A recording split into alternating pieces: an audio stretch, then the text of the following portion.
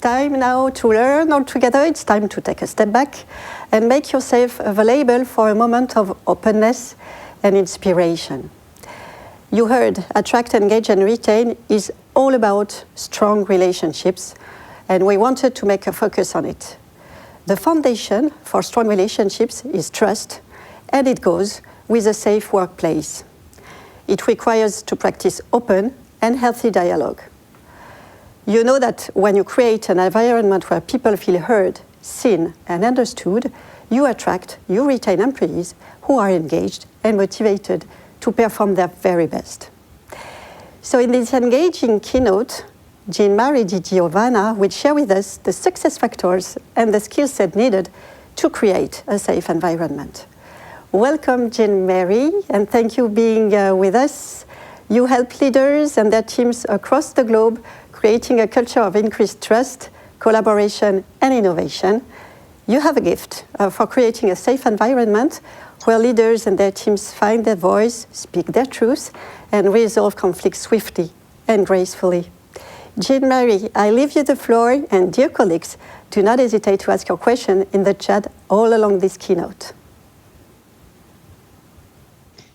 Thank you very much, Garland. It's a pleasure to be with you all today to really talk about a very important topic of psychological safety, to attract, retain, and engage your employees. I understand, obviously, this is a really core theme, a very important theme, and I want to start out first by setting the context of psychological safety. So if we could go to the first slide, just so that we're on the same page, I want to define it so that we have an understanding together in this next hour. I'm sure that you all know what psychological safety is, but I want to just get us all in the same language. It's an environment that encourages people's gifts, talents, and skills to be recognized and contributed. It's a safe environment where people can share ideas, can speak up, make mistakes, ask questions, and share concerns without fear of retaliation, without fear of being embarrassed or criticized. And that last piece is incredibly important to keep the environment safe. I want to share, if you would, the next slide, the guiding principles before we dive in today.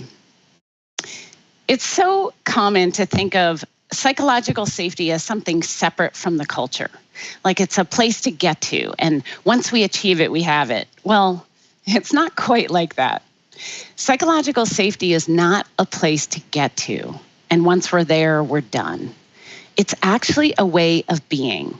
It's a set of behaviors that, practiced daily, create a safe environment.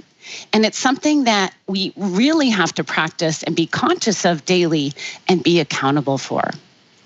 Now, some of you may have be thinking, well, there's sort of a chicken and egg with psychological safety and trust, right? Because we can't have psychological safety unless there's trust. And when there isn't trust, we have to have psychological safety. So there's a bit of a catch-22 here. But the bottom line is this: when you focus on creating a safe environment for your employees, trust will be created. Trust will happen as a natural byproduct. And when you already have trust in your environment, psychological safety is much easier to actually create and foster. So through this presentation, I may use the word safety instead of psychological safety because it's a bit of a mouthful, but please know that as we go forward. Next slide. So why this? Why are we talking about this now? As you are all going through this time of transformation, it can bring uncertainty, challenge. It can also be exciting.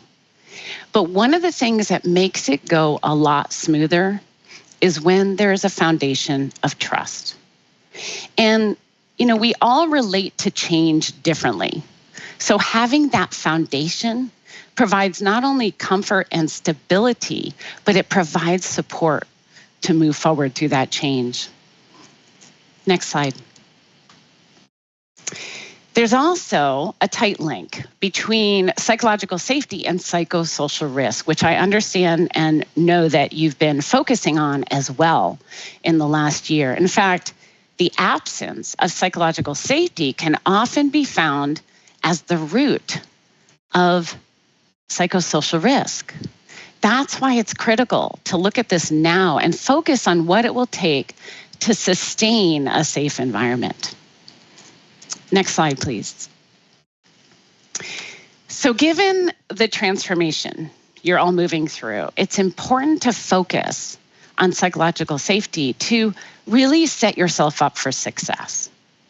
And that means creating an environment for people to be able to speak up, to be all that they can be. So trust and freedom are the keys to thriving, and the psychologically safe environment will help us get there. Next slide. Now, with the focus on attracting, engaging, and retaining employees, like any major focus, major initiative across the organization, it's important to look at it from a holistic standpoint. And psychological safety provides that foundation to achieve this.